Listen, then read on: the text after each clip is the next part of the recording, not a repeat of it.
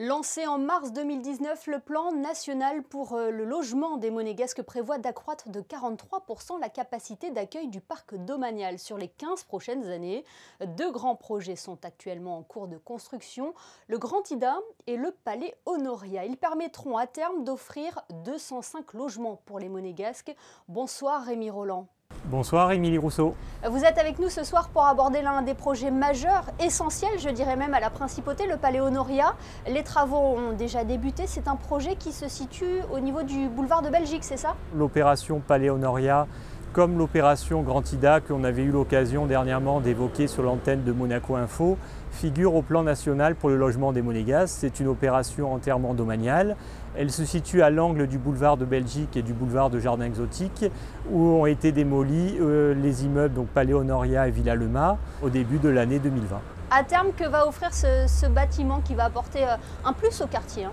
Je vous confirme que donc, cet immeuble va apporter un plus puisqu'il comportera 65 logements domaniaux, 65 caves, environ 350 mètres carrés de locaux professionnels, une crèche de 35 berceaux qui sera gérée par la mairie de Monaco et également un parking public de 170 places environ géré par Monaco Parking. Et quand est prévue la livraison? Les travaux ont démarré au début de l'année 2020 et la livraison est prévue pour février 2023. Donc on rentre parfaitement dans la feuille de route du plan national pour le logement. Tout à fait. Ce futur immeuble aura une certification environnementale comme tous les bâtiments récents en Principauté? Cet immeuble aura la certification bâtiment durable méditerranéen de Monaco, en abrégé BD2M, qui est donc un label qui permet, d'assurer, une construction durable, mais tout en offrant également un confort pour les futurs résidents de cet immeuble. On parle beaucoup de qualité de vie, Rémi Roland, avec tous les chantiers qui sont en cours en Principauté. Quelles sont les mesures envisagées pour réduire les nuisances liées à cette opération de Palais Honoria? En concertation donc avec le constructeur, plusieurs mesures ont été mises en œuvre. Donc la mise en place d'un portique qui accueille la base vie en surplomb du boulevard de Belgique, qui permet de maintenir en permanence la circulation à double sens au niveau du boulevard de Belgique. Je peux également vous citer la mise en place de bâches en périmétrie du chantier.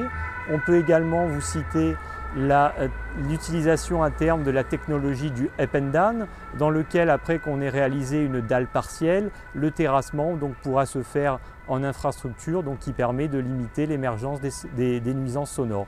On peut également vous citer la mise en place également d'une benne insonorisée pour accueillir les déblais, qui permet également de limiter la rotation des camions. Il y a aussi des réunions à l'intention des riverains qui sont organisées?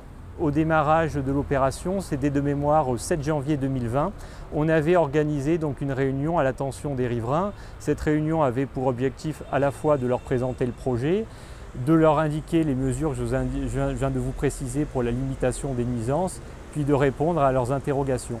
Bien sûr qu'on les a remerciés pour leur compréhension, parce qu'on sait évidemment que la situation n'est pas neutre, et on leur a évidemment souligné la future construction, la future livraison de ces équipements publics, comme la crèche et le parking, qui permettront d'avoir une utilité également pour eux. Merci beaucoup Rémi Roland d'avoir été avec nous.